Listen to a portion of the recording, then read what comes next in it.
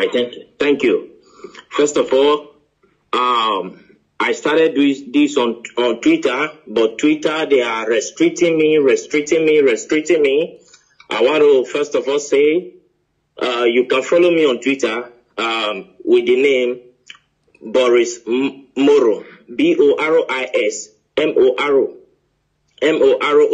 Hello. So the whole scenario is that President Muhammadu Buhari, he died on the 19th of February. On the 19th of February, please, those analysts, if you can take notes, take pen and your paper and note these things down. Note them down carefully. I'll be giving a specific things here, specific details right now. Okay, number one, President Muhammadu Buhari died on the 19th of February, the year 2017. He died in Newcastle, in Freeman Hospital, Newcastle. He died as a result of heart problem, heart disease, which the Nigeria presidency failed to disclose. On the 19th of February, I was in London. By the special grace of God, I'm a journalist. I work with one of the Nigeria broadcasting station and one of the leading Nigeria broadcasting stations. So I covered the event in London. He died in Freeman Hospital, Newcastle. I was there. I covered the event. Then, you know, Muslim, they don't embalm people. So on the 20th of February, he was flew in to Saudi Arabia where he was buried. I was there live and I covered the event where Aisha Buhari put on white attire. I think you are with me. Go ahead. So where Aisha Buhari put on white attire and the children. Can you pause a bit? And let me remind Nigerians and the entire world that this event he said he covered, he have the video. He have the video. I do. Go ahead. I have all the video. So the Nigeria Aisha was putting on white as a sign of mourning to her husband, who is the late President Muhammadu Buhari. Then the children, according to the Muslim tradition, were putting on black. I have the video, I have the photograph and everything. You understand? Then on the 23rd of February, I was in Ethiopia as a journalist. I moved around. So I was in Ethiopia where the African Union, the AU, hold a summit, a mini silence for late President Muhammadu Buhari on the 23rd of February, the year 2017. Hold on, please, hold on. I know that interrupting you is I know this kind of thing is very, very difficult, but please, hold on. Now, you, after covering the event, you went to Ethiopia on the 23rd of April, on the 23rd of February yes. 2017. And yes. You were there at the African Union Summit or whatever. Yes. You covered it with your own camera as a journalist, and yes. You have the video. Exactly, I do. Go ahead. So I covered the events there where the African Union hold a minute silent for late President Muhammadu Buhari. So to show their last respect to the late President Muhammadu Buhari of the Nigeria government. Then on the 28th of February, still, which I think is the last day of February, then what was it called? Queen Elizabeth gave a condolence statement to the Nigeria government in respect of late President Muhammadu Buhari, and which went viral. Yes. So all of these, the Nigeria government led by late Abakari and with the Kaaba swept under the carpet for selfish and greed reasons. Then on the 2nd of March, Eric Joyce, the ex-British lawmaker, Eric Joyce, ex-British lawmaker, he issued a statement, that a condolence statement to Nigeria for the loss of her president. Are you with me, sir? Yes. Then they swept it under carpet, and the man got angry and came out to say that President Muhammadu Buhari is dead. If President Muhammadu Buhari if they think he is lying, that they should come out to challenge him. You understand what I'm saying now? Yes, that they should come out to challenge him in the court of law, that he will come out with every evidence to prove that Muhammadu Buhari is dead. As I talk to you, since 2017 till this minute, nobody from the Nigerian government all across the nations of the earth came up to challenge Eric Joyce, the ex-British lawmaker.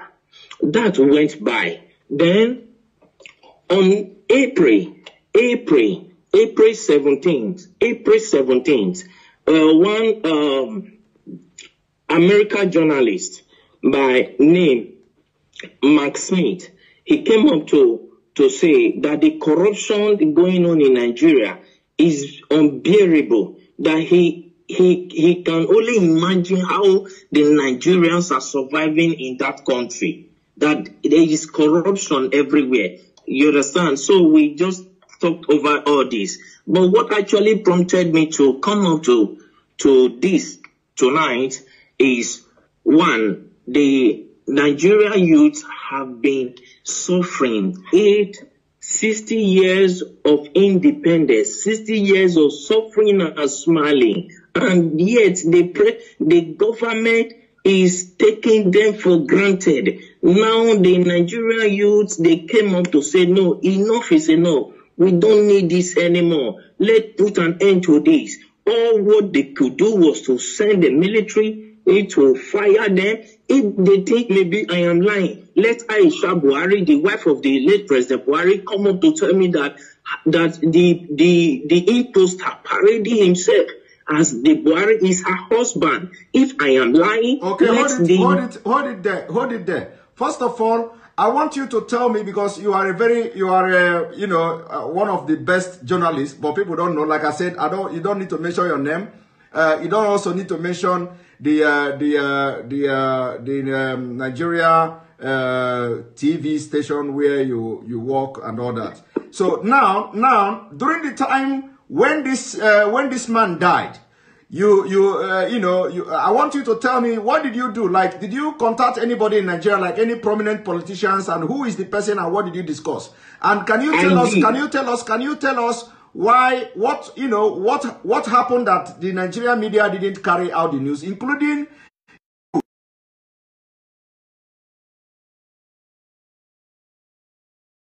fortunate that Abakari is dead.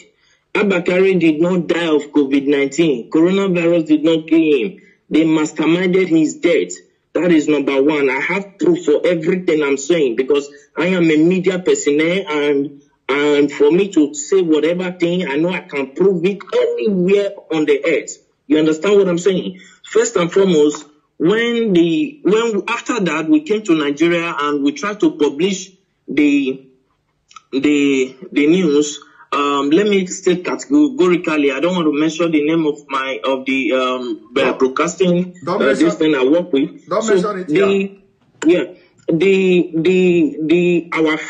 Our firm was suspended by the National Broadcasting Commission, NCC, NBC, National Broadcasting Commission, suspended our firm, our broadcasting station from airing because we carried the news. Because because they know, they have information that you were there.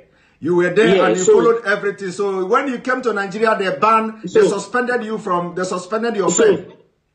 So I'm coming to that, sir. Let's not rush it. Late Abakari called me to Aso Rock. You understand what I'm saying? Yes. So I flew into Abuja to go and see him. And he told me that if I can keep quiet, that my safety to be alive will be guaranteed, and for my generation to come, no, we suffer again as a result of the bribe he was offering me. You understand what I'm saying? Yes. So I told him, accepting bribe is not the problem, but my conscience will judge me till I die. Yes. So I cannot do that. And to God who made me, I'm saying this categorically, and God Almighty is my witness. I did not take a dime from him. So I left. Then I called Bola Tinubu Asiwaju, the Lagos State richest man on earth. Let me use the word. So I called him on his MTN line. I can call the line now, the MTN line that I use in reaching him. I can say it here. The number is 080-622-40104. That is the number I use in calling Bola Tinubu Asiwaju. So I called him on phone to tell him about the development, and he came up to tell me that I should shut up, I should keep quiet, and so many other trash and nonsense that he told me that at the end of the day, I was suspended from my work. You understand? As a journalist. Okay, hold it there. So you called Bola Ahmed Tinubu to tell Tinubu, of course you normally call him too. This is not the first time you are calling him, by the way. We normally communicate. Okay, so you called him on this number you called now, 080-622-40104. Yes. And then he tell you to shut up and tell you a lot of things. He specifically, I can still remember, I still have the record of that conversation. You understand? Because as a journalist, you keep record of things, because years to come you might need it. You understand me? Okay. So I still have the record of that conversation. So when I called him, he told me that Nigeria is not like other countries. That Nigeria hymns of affair revolve and must continue to revolve around the cycle. You understand now? He told me that it must continue to revolve around the cycle, that the system of governance in Nigeria is different from every system of governance in the world, on earth, that in Nigeria transparency is something that they don't toy with, that they try to hide everything, that it's not everything the masses must know. It's not everything the masses, the people of Nigeria must be aware of. Are you getting what I'm saying, sir? Yes, yes.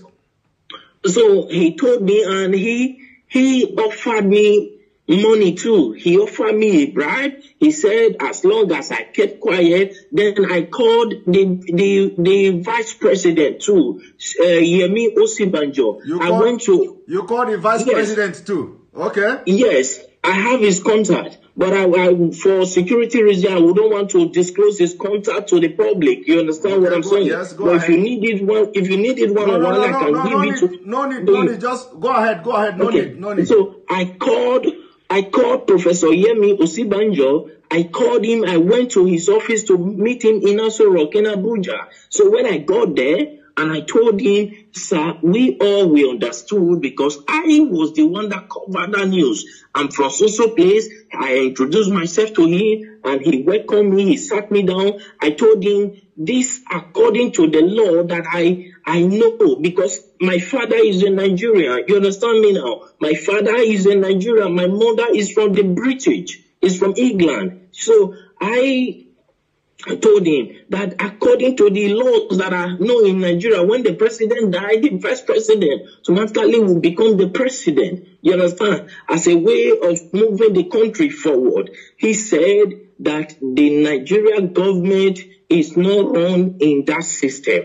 I said, no, when Goodluck Jonathan was there, that was what happened. When the president died, he was the vice president and he came up to be the president. You understand what I'm saying? And he said, please, for my safety, I should keep quiet and go my way. That the course of things will play out by itself in Nigeria. The reason I got to understand that. Can you pause a little bit, please? I know that this is very difficult, when I'm, pausing you all the time. So, is it that because of the way you have actively trying to air this news was the reason why you were suspended and sacked or something? I wasn't sacked, sir. I was suspended. Okay, you were suspended. Okay. So was it the reason? Was it the reason you were suspended? Yes. Okay. All right. Go because ahead. I told them that I will publish it. Then, as at that time, I was receiving so many threats. Like seriously, people started threatening my life, threatening me here and there. Then I called, what's it called? El-Rufai, because El-Rufai was there when Buhari was being buried in Saudi Arabia. El-Rufai was there, the Sultan of Sokoto was there, Ganduje was there. As at that time, then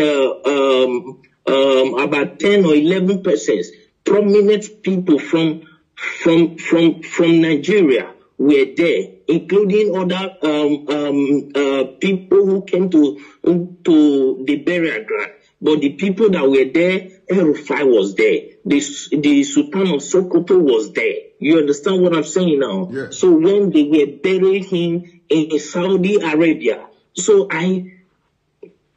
and they started threatening me. At that time, they threatened me. Because I told them I will publish the video. You understand what I'm saying? Yes. And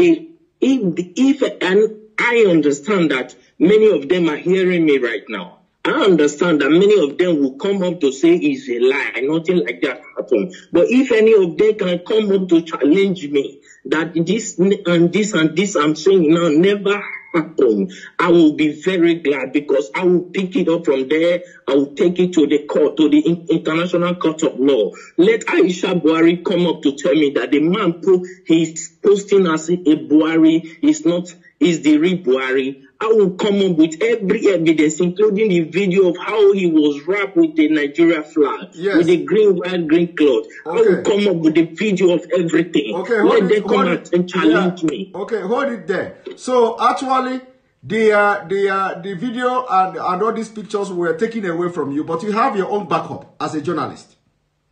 I always have backup. All right. I always have backup. Go ahead. Continue. My camera was seized as a journalist. It was seized at the airport in Lagos. Your camera was seized at the airport as you are coming back to Nigeria? Yes, in Lagos. Okay. Till today that I'm talking to you, I've never set my eyes on that camera.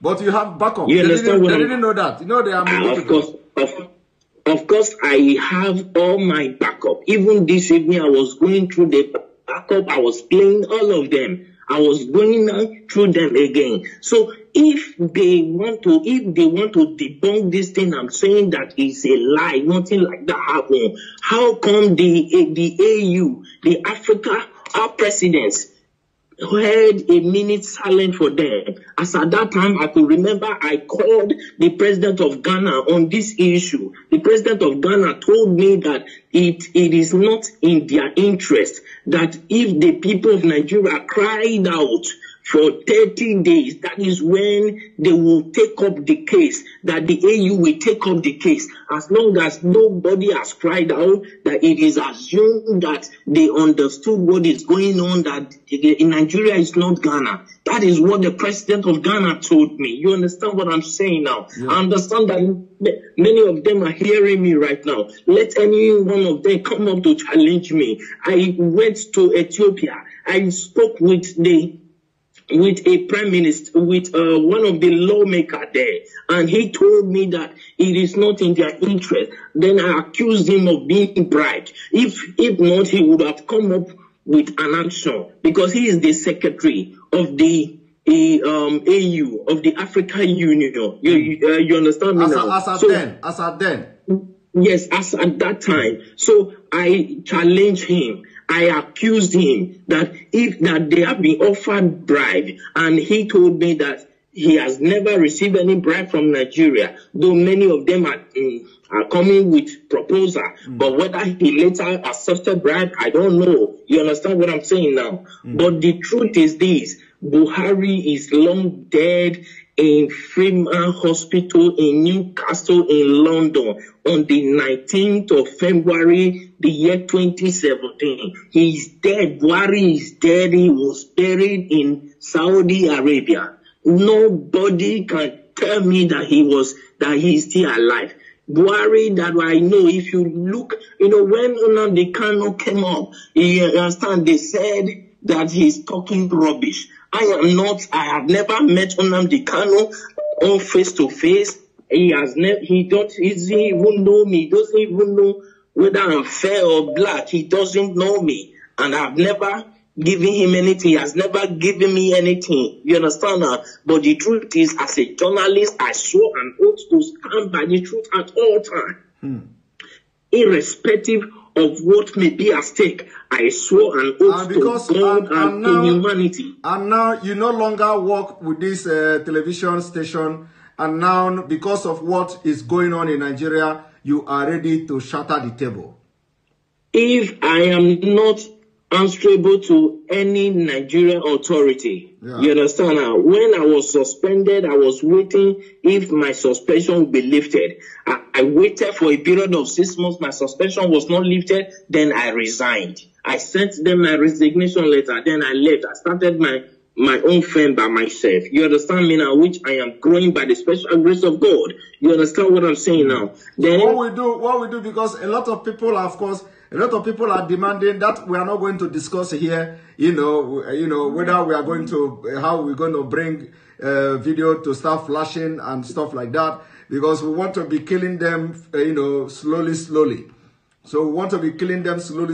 It is not going to be boom. So a lot of people are saying we should bring the video, We are not going to respond to that at this point, whether we are going to bring the video or not. But so long as they are following the program, following what we're doing, the videos and evidences will be dropping bit by bit. All right. Thank you very much. The issue is, thank you, sir. Please, I want to say something, sir. Okay, go ahead.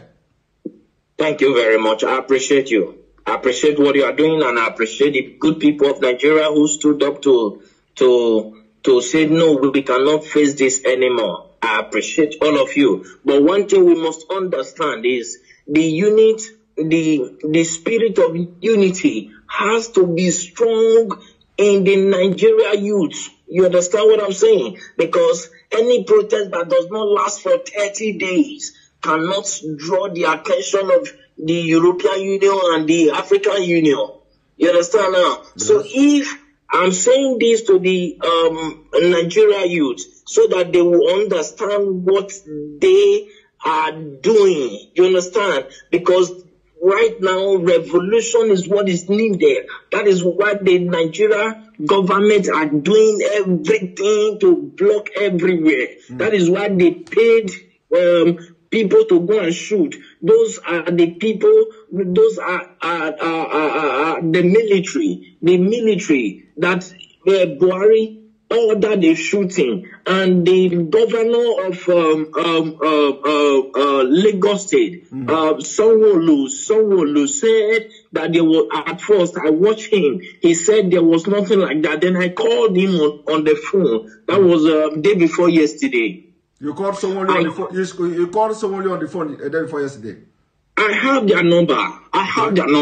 I called him on the phone and I asked him, why are you saying this? It is obvious across the nations of the earth. Why are you saying this? People will come after you. The Nigeria youths that I know there are calm, but when you toy with their simplicity, they will come after you. You understand what I'm saying? Yes. Then I believe that was later when he came up to say that they thought nobody died, but he began to look for possible means to change his mouth. Then I called Bola Asiwaju. Then when I learned that he was in France, I flew into France to go and see him, but I was not allowed to see him in his France mansion. You understand? Then I called him on his phone. His phone was switched off and he couldn't attend to my call. Then I went to his LinkedIn page. Yeah, I went to his LinkedIn page to contact him. And when I contacted him, he told me that he was never the one that ordered the shooting, though he was aware of it. I was asking him, why did you order people to remove that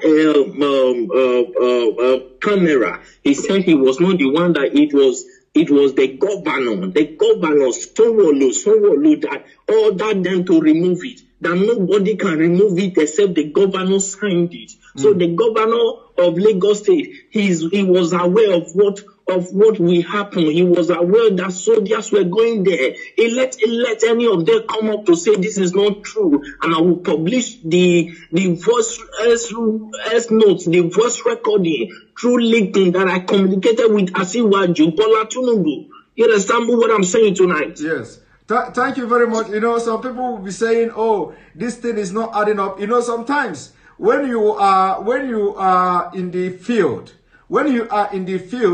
the way these Nigeria politicians, the way this Nigeria story goes, you know, sometimes it will go up and go down. Some people may not be, you know, getting the point. Some people may not understand, you know, why would you go to France? Why would you do this? You know, but when a journalist who is like, you know, dealing with all these politicians in Nigeria, and you want to be the person to have the first-hand information of whatever that is happening, and especially when you are out of the game, especially from the Nigeria space, and now you want to be, you want to have first-hand information of what is going on. You know, sometimes when something like this happens, of course, you can fly to anywhere just to get the information and get the first-hand information, you know, to have it in your own space. But anyway, sure. I must thank you very much. This is the first time you are talking to anybody about this. Yes. This is the first time ever you are talking to anybody about this. We are going to continue our discussion. It is not going to be online. It is not going to be live.